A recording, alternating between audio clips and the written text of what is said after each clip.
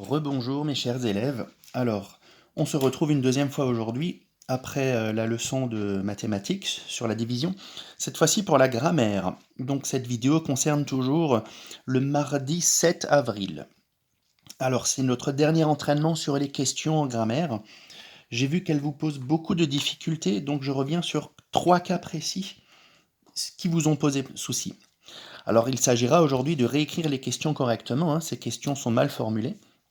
Et il faudra les réécrire correctement. Première question, Tom vient quand? Alors déjà, n'oubliez pas les points d'interrogation à la fin. Tom vient quand? Alors, la première des choses que l'on met dans une question au début, c'est la formule, le petit mot qui permet de poser la question. Je mets F pour formule. Voilà le mot qui permet de poser la question. Donc j'écris d'abord quand, avec une majuscule cette fois-ci. Ensuite, après avoir mis cette formule, ici, je remets F pour formule, on met toujours le sujet. Ici, il s'agit de Tom. Donc je vais réécrire Tom avec une majuscule quand même parce que c'est un nom propre. Et ensuite, après la formule, viendra l'inversion entre, on aura mis le sujet, donc je mets S pour sujet. Et maintenant ici, on aura la fameuse inversion, je mets INV1 pour inversion. Donc cette inversion qui vous pose souvent problème.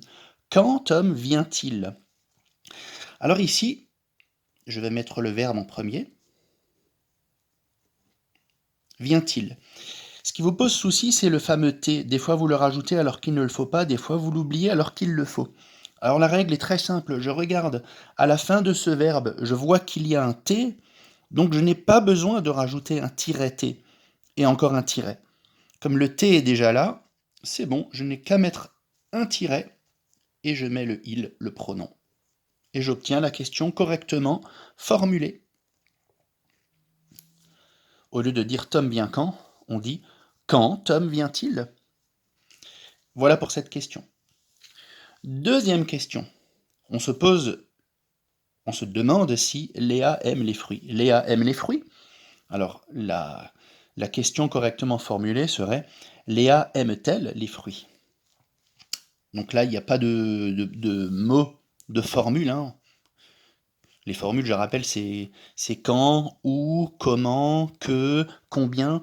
Alors s'il n'y en a pas dans la phrase, des fois il y a des questions où il n'y en a pas. Ici, pas de formule. Donc il y aura juste une inversion.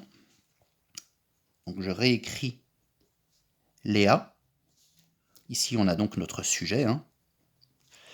Léa aime-t-elle les fruits? Alors ici, que se passe-t-il?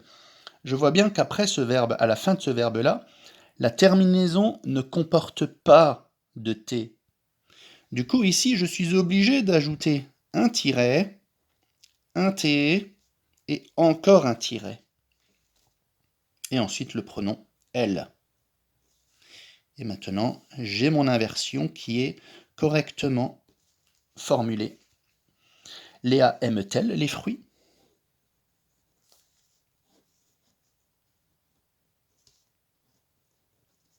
Voilà pour cette deuxième question. Troisième question à laquelle on va s'intéresser. Ton chat dort où? Alors ici, je vous invite à chercher la formule. Quelle est la formule qui suscite le questionnement, qui fait qu'on pose une question? Eh bien, il s'agit bien de où. Ça, c'est le petit mot, la formule qui permet de poser la question. Donc je mets cette formule au début. Où? Avec une majuscule, bien sûr. Voilà, je mets F pour formule, le mot qui permet de questionner. Alors au lieu de dire ton chat dort où, je vous laisse quelques secondes pour réfléchir. Vous pouvez faire pause si vous voulez. Réponse, ça sera où ton chat dort-il? Donc je vais d'abord mettre le sujet, avant de mettre l'inversion plus loin. Le sujet, c'est bien ton chat. J'enlève le T majuscule puisqu'on est dans la phrase maintenant.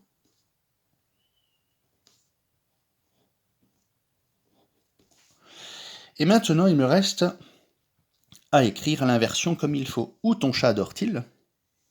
Donc l'inversion sera là, avec le verbe dort, et puis le sujet inversé, le pronom il, qui viendra après. qu'est-ce que je constate? Qu'à la fin de ce verbe d'heure, il y a déjà un T. Donc je ne vais pas mettre encore un T comme on l'avait fait ci-dessus. Il me suffit de mettre tout de suite le pronom il, sans oublier le point d'interrogation. Voilà, donc aujourd'hui on va vraiment s'entraîner sur ce type de questions qui seront la plupart du temps à la troisième personne du singulier avec le pronom il ou le pronom elle. Et donc chaque fois, avant d'écrire votre question, je vous invite à réfléchir dans votre tête. Le verbe comporte-t-il un T à la fin? Si oui, je n'en rajoute pas en plus. S'il ne comporte pas de T à la fin, je dois rajouter le -T- en plus. Voilà. Bon courage et bon travail!